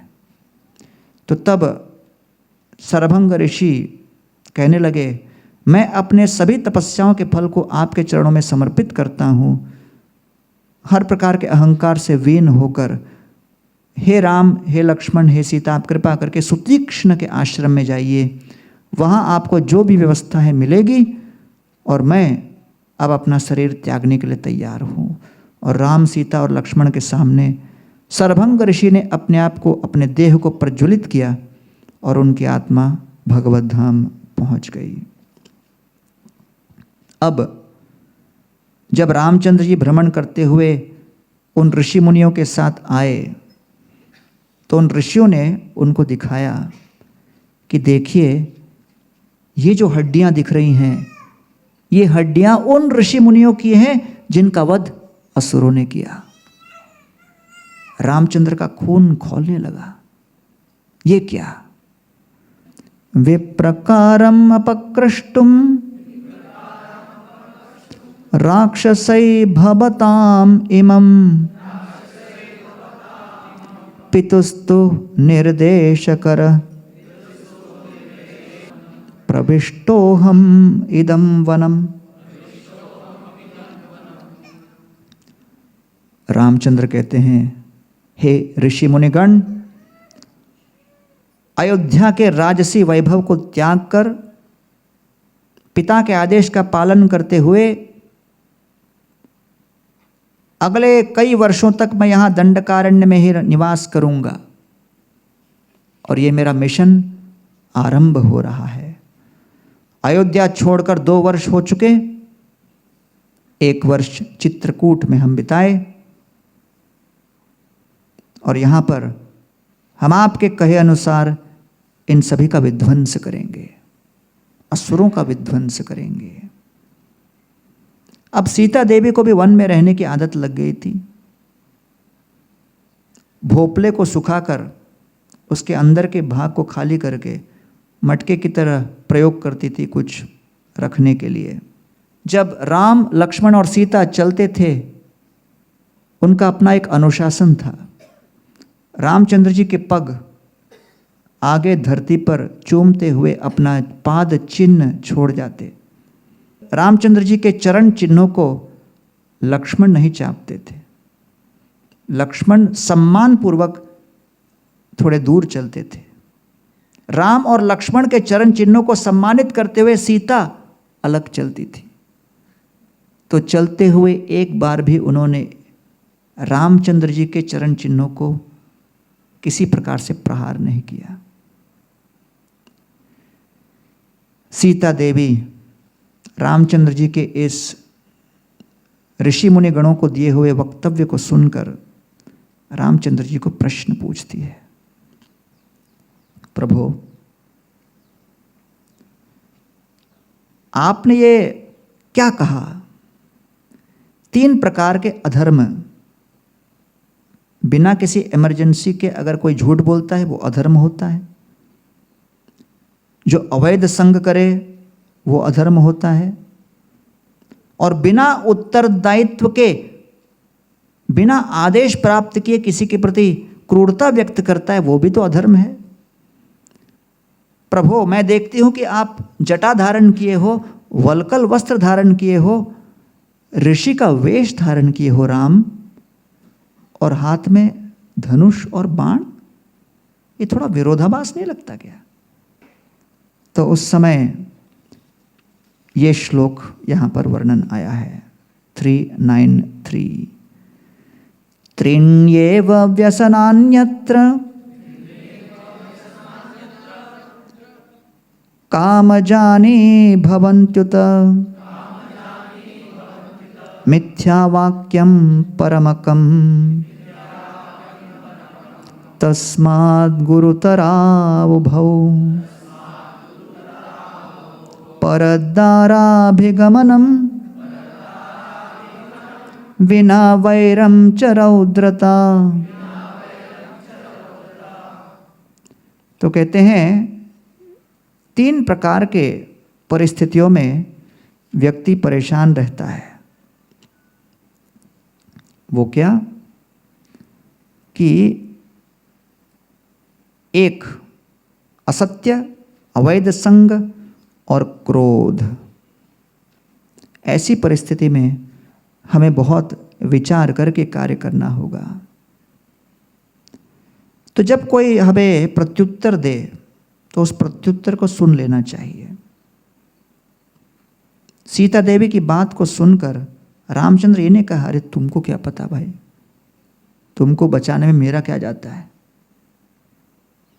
सीधा कमेंट मार रहे हो कि ये क्यों लेके चल रहे हैं। तो इसलिए जब कोई फीडबैक देता है तो उसका अधिकार होना चाहिए, काल देश पात्र के अनुसार उसके अंदर कुछ ज्ञान होना चाहिए। तो रामचंद्र जी कहते हैं, देखिए दशरथ महाराज 14 वर्ष तक वनवास घोषित किए मुझे। ये नहीं कहा कि वन में जाके साधु बन के कमंडलू लेके घूमो, कहा मुझे सेवा दी, ऋषि मुनि गणों को तपस्या में जो आखेट जो समस्या हो रही है, आघात हो रहा है, उसमें संरक्षण दो। इसलिए सीता देवी भले पूरा विश्व समाप्त हो जाए, लेकिन मैं कभी ऋषि मुनि गणों को दिया हुआ अपने वचन को समाप्त नहीं कर सकता, उपेक्षा नहीं कर सकता, नहीं भूल सकता। समझे? सुतीक्ष्णा के आश्रम में आते हैं। जैसे ही सुतीक्ष्णा के आश्रम में आते हैं, सुतीक्ष्णा सीता, राम और लक्ष्मण को कहते हैं कि रामचंद्र जी, आपको अपने मिशन में सफल होने के लिए मेरे गुरु अगस्त ऋषि से बहुत सारे अस्त्र और शस्त्र प्राप्त होंगे, जो आपके आगे के असुरों के वध में बहुत काम आएंगे। अगस्त ऋषि कौन है, इसका हम वर्णन करेंगे। रामचंद्र जी कहते, बताइए अगस्त ऋषि कौन है। सुतीक्ष्ण कहते हैं, अगस्त ऋषि बहुत ही मजाकिया प्रकार के ऋषि हैं, हमेशा जॉली मूड में रहते हैं, दिखने में भी थोड़ा बौने की तरह हैं, लेकिन भोजन बनाना उनको बहुत पसंद है और उससे ज़्यादा प्रचुर मात्रा में खाना बहुत पसंद है। अगस्त्य और वशिष्ठ दोनों एक साथ एक ही मटके से उत्पन्न हुए और अगस्त्य अर्थात जिन्होंने विंध्या पर्वत को बढ़ने से रोका, अगस्थिति, अगस्थि, स्थि अस्थि मतलब रोको, अग अर्थात पर्वत। अगस्त ऋषि एक बार वन में जा रहे थे तो उन्होंने कुछ भूत प्रेतों को उल्टा लटकता हुआ देखा। अगस्त ऋषि ने पूछा, आप कौन हो? उन भूत प्रेतों ने कहा, हम आपके पूर्वज हैं। तो अगस्त ने कहा, मैं क्या करूं? वो कहते हैं, आपका उत्तरदायित्व है कि आप हमारा उद्धार करो। तो अगस्त ने कहा, उद्धार कैसे करूं? तो भूतों ने कहा, दो तरीके हैं, एक तो शुद्ध भक्त बनो और जैसे ही आप शुद्ध भक्त बनोगे हम मुक्त हो जाएंगे। फिर अगस्त ने कहा, दूसरा तरीका क्या है? तो उन भूतों ने कहा, दूसरा तरीका है आप विवाह करो, विवाह करके जब संतान उत्पन्न करोगे, पिंडदान दोगे, तब हम मुक्त होंगे। अगस्त ने सोचा, शुद्ध भक्ति में तो बहुत अनिश्चितता है, कोई भरोसा नहीं, कब तक भक्ति करो, कब शुद्ध भक्ति मिले, अब ये तो बेचारे भूत ही बने रहेंगे। तो उन्होंने कहा, चलो विवाह कर लेते हैं। बोले, हमसे कौन विवाह करेगा? तो विवाह करने वाले को हम ही पैदा करेंगे। तो अगस्त ने अपने तपोबल से एक सुंदर कन्या तैयार की जिसका नाम था लोपमुद्रा। लोपमुद्रा अर्थात वो जिनके अंदर कोई कलंक नहीं। अगस्त ऋषि लोपमुद्रा को लेकर चले, विदर्भ के राजा को सौंप दिए और कहा, इस लोपमुद्रा को 1 हफ्ते अपने पास रखना। अभी छोटी सी बच्ची है, 1 हफ्ते में नौजवान हो जाएगी, तब मैं विवाह करूंगा। 1 हफ्ते में लोपमुद्रा बड़ी हो गई, नौजवान हो गई। अगस्त ऋषि आ गए, विवाह कर लिया, उत्तर दिशा में जाने लगे। लोपमुद्रा कहती है, मुझे ऐसी दरिद्रता में रहने की आदत नहीं, मुझे कुछ धन वन चाहिए, कुछ फैसिलिटी चाहिए। तो अगस्त्य ऋषि बोले मैं कहाँ से लाऊं? श्रुतवान नाम के एक राजा थे, उनके पास चले गए। बोला आपके जितने प्रजा है टैक्स भरने के बाद, खर्चा होने के बाद आपके पास जो एक्स्ट्रा कुछ बचता है वो धन मुझे दे दीजिए। श्रुतवान ने हिसाब किताब देखा और कहा कि जितना हमने कर लिया उतना खर्चा हो गया, कुछ नहीं बचा, लेकिन आप मेरे साथ चलो। एक वृद्धा नस्व नाम के एक राजा मेरे मित्र हैं, उनसे याचना करेंगे। उनके पास गए, उन्होंने भी हाथ उठा दिया, बोले देने लायक अपने पास धन है ही नहीं।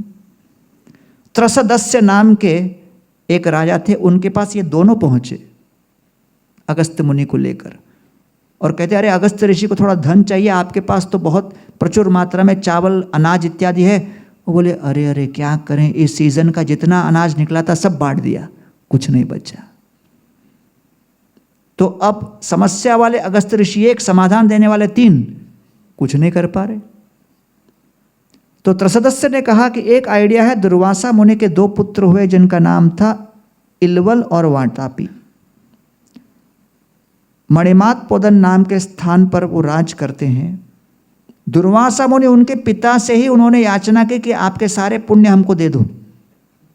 दुर्वासा मुनि इतने क्रोधित हो गए कि उनको अभिश्राप दिया कि अब भविष्य में आपको कोई ऋषि भस्मीभूत करेगा।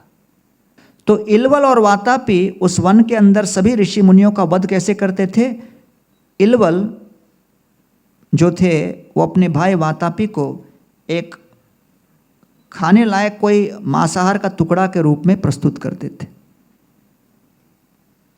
तो वातापी जो है मटन बन जाते थे और तब कोई भी उसको खाते थे तो वो उनके पेट के अंदर चले जाते थे और इलवल बाहर से उठकर बोलते थे वातापी बाहर निकल। अब फिर वातापी जब बाहर निकलते थे तो उस व्यक्ति का अंत हो जाता था, फिर ये लोग मिलकर उसको खाते थे। इस प्रकार कई कई लोगों की उन्होंने हत्या की। अब अगस्त्य, श्रुतवान, वृद्धनश्व और त्रसदस्य चारों जब पहुंचे तो इलवल और वातापी को लगा अरे चार चार, तो चारों के लिए प्लेट लगाया। अगस्त्य ने कहा मेरी भूख इतनी है कि चारों प्लेट मैं खाऊंगा। तो फिर एज यूजुअल वातापी को दिया और वातापी को अगस्त्य ऋषि अंदर खा गए और इलवल चिल्ला रहा वातापी वातापी बाहर निकलो। अगस्त्य बोले किसको बुला रहे हो? बोले वातापी। क्या वातापी? वातापी तो वात हो गए, अब कुछ नहीं बचे, पच गए पूरी तरह। तो इलवल को बड़ा क्रोध आया, मेरे भाई को हत्या किया आपने, आक्रमण किया। इस तरह से केवल मंत्र जपा और अगस्त्य मुनि ने उनको इलवल को भस्मीभूत कर दिया। फिर अगस्त्य मुनि और लोप मुद्रा ने मिलकर त्रिदस्यु नाम के एक पुत्र को जन्म दिया। फिर तप करने लगे। सुतीक्ष्ण ये सब बता रहे हैं अगस्त्य ऋषि के बारे में, थोड़ा बैकग्राउंड क्रिएट कर रहे हैं जिससे कि रामचंद्र भी सीरियस हो जाएं कि किनसे अस्त्र मिल रहा है। शिव और पार्वती का विवाह हो रहा था। सारे ऋषि मुनिगण, देवतागण, संतगण सब पहुंच गए कैलाश। अब उत्तर में थोड़ा वजन बढ़ा तो दक्षिण में वजन कम हो गया, तो फिर पृथ्वी हिलने लगी। तो शिवजी ने कहा कि भाई कम से कम 2 भारी ऋषि मुनियों को भेजना पड़ेगा बैलेंस करने दक्षिण। तो विश्रवा जो रावण के पिता थे और अपने अगस्त्य ऋषि दोनों को चूज किया गया। तो अगस्त्य ऋषि जब लोप मुद्रा को लेकर दक्षिण की ओर जा रहे थे, अचानक क्रौंच नाम का एक असुर आकर बोलता है जाने नहीं दूंगा। अगस्त्य ऋषि ने उसको अभिश्राप देके उसी को पर्वत बना दिया वहां पर। अब फिर वो जब क्षमा याचना करने लगा तो क्रौंच को कहते जब कार्तिक शिवजी के पुत्र आकर आप पर बाण चलाएंगे तब आप मुक्त हो जाओगे। तो फिर अब दक्षिण भारत की ओर जा ही रहे हैं तो अचानक इंद्र, वरुण, वायु, सूर्य अगस्त्य ऋषि को रोक कर कहते हैं एक बहुत आपातकालीन परिस्थिति आ गई। बोले क्या? विंध्या पर्वत, अचानक उनके मन में क्या स्पर्धा की भावना आ गई। विंध्या पर्वत अपने आप को आकार बढ़ाते बढ़ाते मेरू पर्वत के आगे बढ़ना चाहती है, जिसके कारण पूरा बैलेंस बिगड़ जाएगा, उसको रोको। अगस्त्य ऋषि विंध्या के पास जाते हैं और कहते हैं मैं आपके ऊपर तप करना चाहता हूं। तो विंध्या बड़ी प्रसन्न हुई और कुछ समय रहने के बाद अगस्त्य ऋषि कहते हैं मुझे अब पार करना है, दक्षिण की ओर जाना है, थोड़ा आकार कम करो। तो उन्होंने आकार कम किया, अगस्त्य ऋषि क्रॉस किए और फिर बोले मैं लौट के आऊंगा, तब तक इसी आकार में रहना, आकार बदलना मत। कहते हाँ हाँ आपके रिटर्न तक मैं इसी रहूंगी। और अगस्त्य कभी आए नहीं, दक्षिण में ही बैठ गए। अब तब अगस्त्य ऋषि का पाला पड़ा सुर पद्म नाम के एक राक्षस, जिन्होंने इंद्र के ऊपर आक्रमण किया।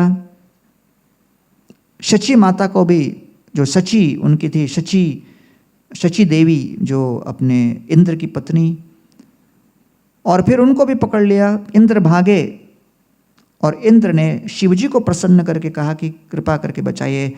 शिवजी ने कहा कि आपको यहाँ पर एक यज्ञ करना होगा, इसके लिए जल की आवश्यकता। यहाँ जल नहीं थी, नदी नहीं थी। तो नारद मुनि ने इंद्र को कहा कि गणेश जी को जाकर निवेदन कीजिए कि वो सहायता कर सकते हैं यहाँ पर नदी प्रवाहित करने। गणेश जी ने कौवे का रूप धारण किया और सह्याद्री में जहाँ अगस्त्य ऋषि तप कर रहे थे उनके कमंडलों में जाकर चोंच मारकर वहाँ से पानी नीचे गिराया। वहाँ से जो पानी निकला, जल निकला, वो बन गई कावेरी नदी। गणेश एक छोटे से बालक का रूप धारण करके अगस्त्य ऋषि के निकट पहुंच गए। अगस्त्य ऋषि उनको मारने वाले थे कि ये क्या, मेरे कमंडलों से जल छीना क्या। तब मारने वाले थे, तब गणेश जी अपना ओरिजिनल रूप धारण कर लिए। तब फिर अगस्त्य ऋषि बहुत पश्चाताप करने लगे और अपने सर को पीट लिए इस तरह से। आज भी मंदिरों में जाते हैं ना, इस तरह से करते हैं, वहाँ से स्टार्ट हो गया। तो अब उनका कमंडलू तो कभी समाप्त होता नहीं था। तो कावेरी नदी निरंतर प्रवाहित हो रही थी और तब इंद्र ने अपना कार्य पूरा किया। इस तरह एक और जो कथा है जिसमें अगस्त्य ऋषि का बहुत बड़ा हस्तक्षेप रहा, कावेरी नदी के उत्पत्ति में। फिर इंद्र जब देवताओं को लेकर असुरों पर आक्रमण किए, तब शुक्राचार्य की कृपा से असुर लोग प्रभावी हुए। इंद्र ने अपने गुरु विश्वरूप को कहा कि आप हमारे लिए यज्ञ आहुति डालिए, लेकिन विश्वरूप असुरों के लिए भी आहुति डाल रहे थे। इंद्र को मालूम पड़ा, उसका सर धड़ से अलग किया। उनके पिता त्वष्ट बहुत क्रोधित हुए। त्वष्ट ने वृत्रासुर खड़ा किया। वृत्रासुर और इंद्र के बीच आक्रमण चला। 365 दिन लगे। वज्र से इंद्र ने वृत्रासुर के सर को धड़ से अलग किया। वृत्रासुर तो भगवान के शुद्ध भक्त थे, संकर्षण जी के पास पहुंच गए। अब परिस्थिति ये थी कि वृत्रासुर के और कई संगी थे असुर, जिनका नाम था कालकेय।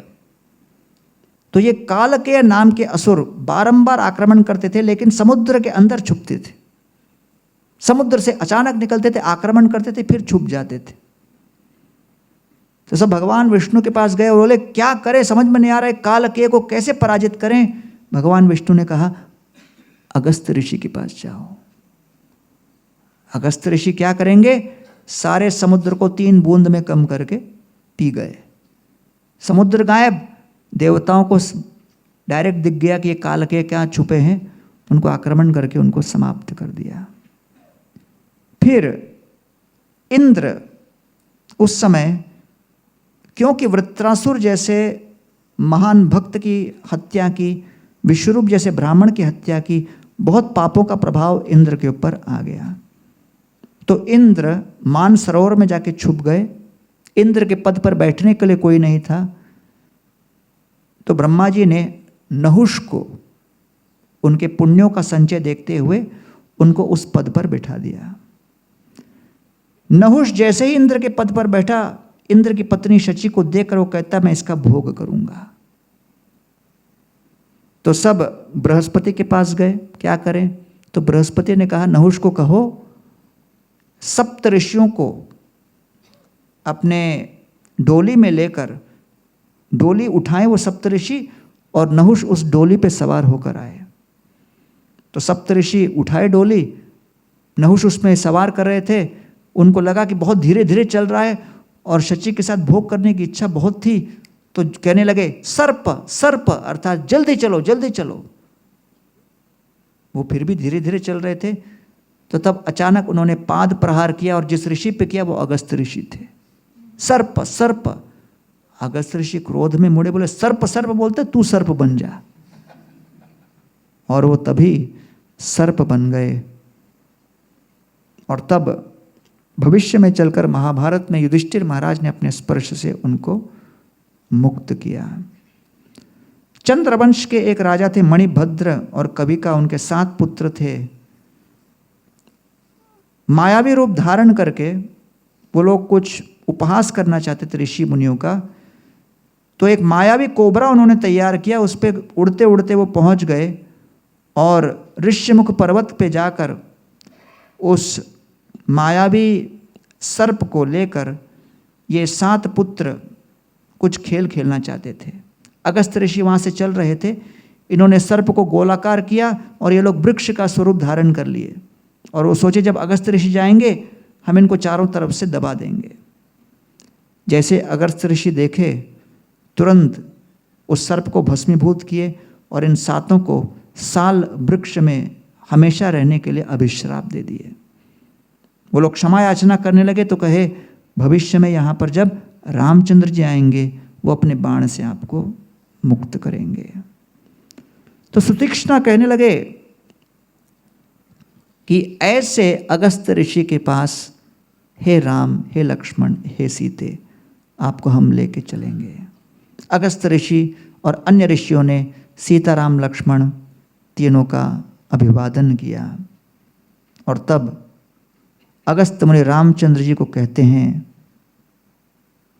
दक्षिण में भेजते समय शिवजी ने मुझे कहा कि दक्षिण में मुझे एक क्रांति मचानी है।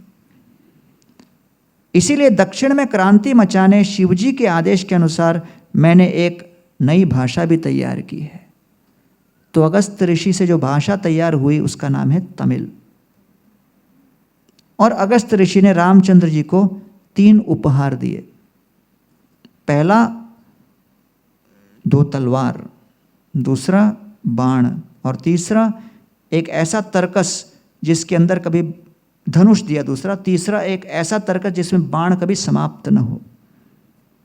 फिर अगस्त ऋषि कहते हैं, अयोध्या नरेश राम, 20 मील दूर पर यहाँ गोदावरी के तट पर पंचवटी नाम का स्थान है, जहाँ पर आप जाइए और पंचवटी में आप अच्छी प्रकार से निवास कर पाओगे। पंचवटी की ओर जाते जाते रास्ते में मार्ग में सीताराम लक्ष्मण को मिल गए जटायु, और वो कहते मैं अरुण का पुत्र हूँ और मैं वास्तव में दशरथ महाराज को अपना निकट का मित्र मानता हूँ, भाई मानता हूँ। रामचंद्र ने जटायु को कहा मेरे पिता दशरथ का देहांत हो चुका। ये सुनकर जटायु बेहोश हो गए, हतप्रभ हो गए, रोने लगे और फिर रामचंद्र जी को आलिंगन किया। जटायु कहने लगे मैं आप तीनों की सेवा करूंगा, और रामचंद्र जी कहा अब हमारे लिए आप ही पिता समान हो। तो ये श्लोक आता है 3:14-33। सोहम वास सहायस्ते भविष्यामि यदिच्छसि इदं दुर्गम हि कांतारम मृगराक्षस सेवितम सीतां च तात रक्षिष्ये त्वयि याते सलक्ष्मणे। जटायु कहते हैं अरे मैं आपका पड़ोसी बनूंगा, मैं आपका साथी बनूंगा। ये घनघोर वन है, इसमें बड़े खतरनाक पशु निवास करते हैं, क्रूर राक्षस यहाँ दूसरों पर आक्रमण करते हैं। मेरे पुत्र मैं सीता देवी का संरक्षण करूंगा जब आप लक्ष्मण के साथ आश्रम से बाहर हो। उस समय रामचंद्र जी जटायु को आलिंगन करते हैं और तब जटायु उड़कर धीरे धीरे सीता, राम और लक्ष्मण को उड़ते उड़ते पंचवटी की ओर लेके चलते हैं। जटायु ऊपर, सीता, राम, लक्ष्मण धरती पर। जटायु मान लो उनके एस्कॉर्ट व्हीकल, आगे चलती है ना गाड़ी, इस तरह से। जब पंचवटी पहुंचे, सर्वप्रथम लक्ष्मण ने सीता और राम के लिए सुंदर घर बनाया, कुटिया बनाई। भावज्ञेन कृतज्ञेन धर्मज्ञेन च लक्ष्मण। उस घर की विशेषता क्या थी? एक कक्ष सीता और राम के लिए प्राइवेट था। इसको देखकर रामचंद्र जी प्रसन्न होते हैं। आप मेरे भाव को समझ गए, स्वामी के भाव को समझने वाले लक्ष्मण। दूसरा, कृतज्ञेन। लक्ष्मण को रामचंद्र पूछते हैं कि इतने सुंदर वास्तु कॉम्प्लायंट कुटिया बनाने में आपका अभ्यास कब था? आप सीखे कैसे इतना आर्किटेक्चर, कंस्ट्रक्शन? लक्ष्मण कहते हैं, जब अयोध्या नगरी में दशरथ के जितने भी मेसन कंस्ट्रक्शन वाले काम करते थे, मैं बैठ के देखता रहता था, क्योंकि मुझे पता था भविष्य में आपकी सेवा में कभी एक कला काम आएगी। तो कहते हैं आप कृतज्ञ न हो, एक्सपर्ट इन एक्शन। तीसरा, धर्मज्ञेन।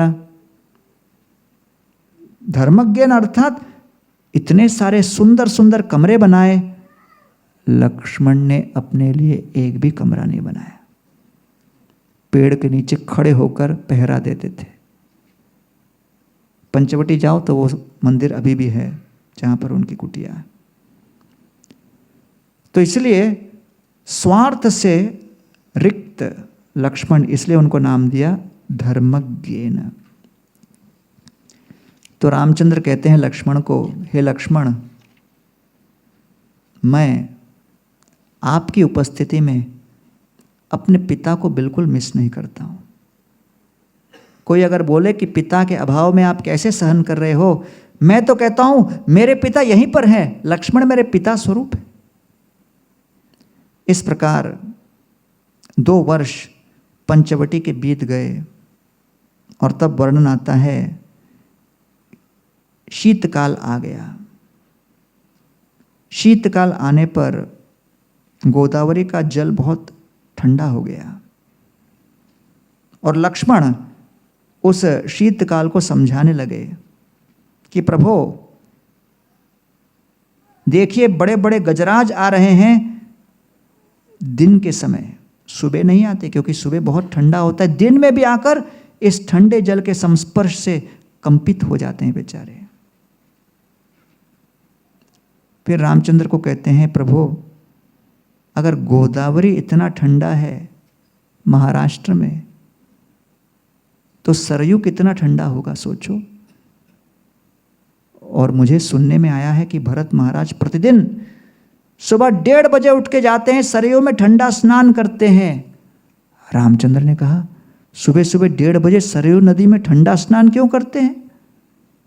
लक्ष्मण ने कहा, क्योंकि भरत महाराज को इस बात की आशंका है कि अयोध्या में कई ऐसे नागरिक हैं जो अभी भी इस बात को मानते हैं कि मैं कैकेयी के इस षड्यंत्र में एक पात्र रहा। तो मुझे देखकर वो घृणा करते हैं, जैसे मेरा चेहरा देखते हैं पत्थर मारने लगते हैं। इसलिए भरत महाराज प्रातःकालीन चले जाते थे, जिससे पहले कि कोई आ सके। दूसरा, भरत महाराज का यह भाव भी था कि मैं कितना पापी हूं, रामचंद्र के प्रति मैंने कितना अपराध किया। क्यों मैं अपने इस कलंकित मुख को जन सामान्य के सामने प्रस्तुत करूं? अयोध्या के महान वैष्णवगण जब मेरा मुख दर्शन करेंगे, उनके पापों का घड़ा बढ़ने लगेगा। इसलिए हम एकांत में जाकर प्रातःकालीन उस शीत जल में स्नान करेंगे। अच्छा, न केवल वो, जौ को गोमूत्र के साथ मिलाकर दिन में एक बार थोड़ा सा खा लेते हैं, उतना ही वो भोजन प्राप्त करते हैं। और एक बात, क्योंकि भरत महाराज को इस बात का बड़ा आभास है कि जो कुछ भी करो मैं राम के दास के स्वरूप में करूं, भरत महाराज इस बात के हमेशा सतर्क रहते हैं कि रामचंद्र वन में भ्रमण करते हैं धरती पर, और मैं भी अगर धरती पर लेटूं तो रामचंद्र जी के ही लेवल पर लेटूंगा। राम के दास होने के नाते मुझे रामचंद्र जी से कुछ कदम नीचे सोना चाहिए। तो उन्होंने धरती के अंदर गुफा बनाई है और उसके अंदर जाकर इस शीतकाल में, ऐसी बर्फीली शीत में निद्रा को प्राप्त करते हैं। तुरंत सोते नहीं, ठंड में ठिठुरते हुए सोते नहीं, रोते हैं ठंड के कारण नहीं, रोते हैं पश्चाताप करते हुए कि मैं कितना पापी हूं, हत्यारा हूं, कि मैंने अपने पिता के हत्या का कारण बना और रामचंद्र जी के वनवास का कारण बना। बेचारे रामचंद्र जी सीता देवी, सौभाग्यवती लक्ष्मी और लक्ष्मण के साथ कहां कहां भ्रमण करते होंगे। भोजन का कोई ठिकाना नहीं, रहने का ठिकाना नहीं। सीता, राम और लक्ष्मण किस प्रकार अपना जीवन व्यापन करते होंगे। इस प्रकार वो विचार करते करते रात्रि को निद्रा प्राप्त करते थे। फिर लक्ष्मण रामचंद्र को अपना अंतिम प्रश्न अपने स्टाइल में पूछ ही देते हैं। लक्ष्मण कहते हैं, इतने पुण्यवान पुत्र को ऐसी पापी मां कैसे मिली? रामचंद्र बोलते हैं, हे लक्ष्मण, इतनी अच्छी बातें की, अंत में ये क्या गाली दे दिया तुमने? कैकेयी के अंदर दोष दर्शन मत करो।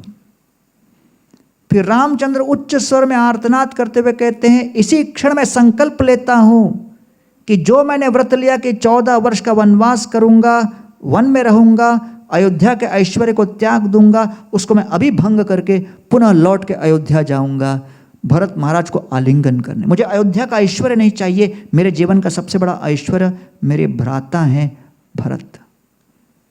ऐसे भाई के स्नेह और प्रेम को त्याग कर मैं कौन सा संकल्प सिद्ध कर रहा हूं? चलो सीता, लक्ष्मण अभी चले। लक्ष्मण को लगा रहे ज्यादा बोल दिया लगता है मैंने। भरत महाराज के विषय में इतना विस्तृत वर्णन किया कि रामचंद्र जी आवेश में आ गए। लक्ष्मण ने रामचंद्र जी को आलिंगन किया, सांत्वना दी और कहा, निश्चिंत रहिए, सब ठीक होगा।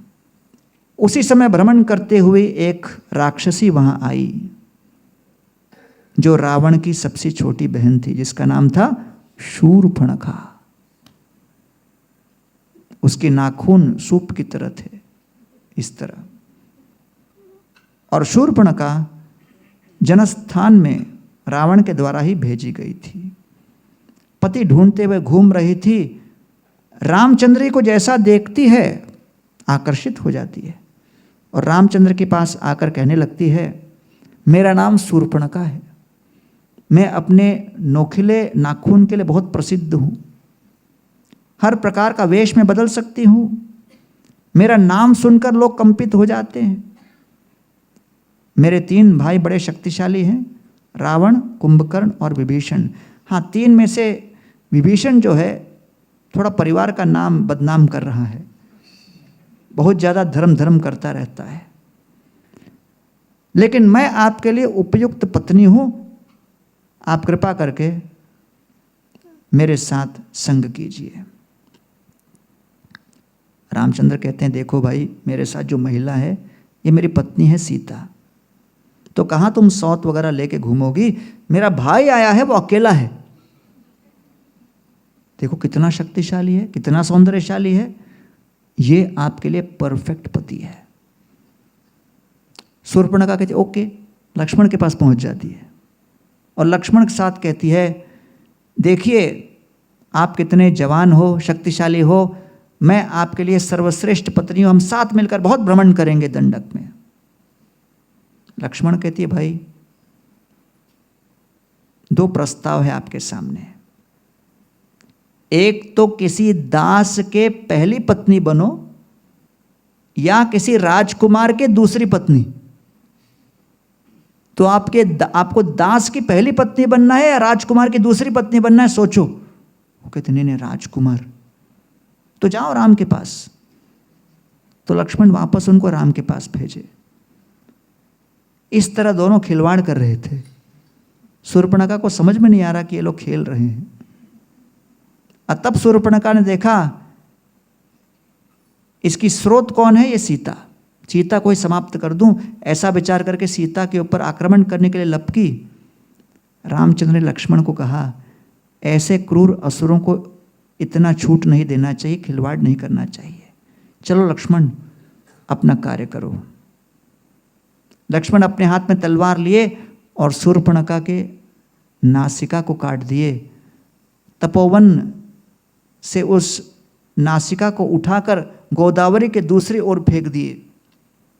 जहां पर वो नासिका शूर्पणखा की गिरी, वो स्थान बन गया नासिक। अब शूर्पणखा का पूरा सर्जरी कर दिया लक्ष्मण ने। अब शूर्पणखा भागी भागी गई और जनस्थान में उसके दो भाई घूम रहे थे, जिनका नाम था खर, दूषण। 14,000 असुरों के साथ वो वहां भ्रमण कर रहे थे। 14,000 असुरों की पूरी सेना उनके पास थी। और ये 14,000 असुर जो वहां से आए, त्रिकंटक से लेकर पंचवटी तक, और ये 14,000 असुरों को लेकर आक्रमण करने के लिए शूर्पणखा उनको ललकारने लगी। शूर्पणखा उनको कहने लगी, एक सामान्य मनुष्य, मानव, राम ने मेरी ये अवस्था कर दी। अरे आप लोग मेरे भाई हो, आप क्या कर रहे हो? और तब खर और दूषण 14,000 असुरों के साथ आक्रमण करने के लिए तैयार हो गए। अब उस प्रतिक्रिया में किस प्रकार वो आक्रमण करते हैं और अरण्यकांड के आगे किस तरह रावण जनस्थान में प्रवेश करते हैं और सीता का हरण किस प्रकार होता है, ये सब हम चर्चाएं करेंगे कल के सत्र में। बहुत बहुत धन्यवाद। हरे कृष्ण।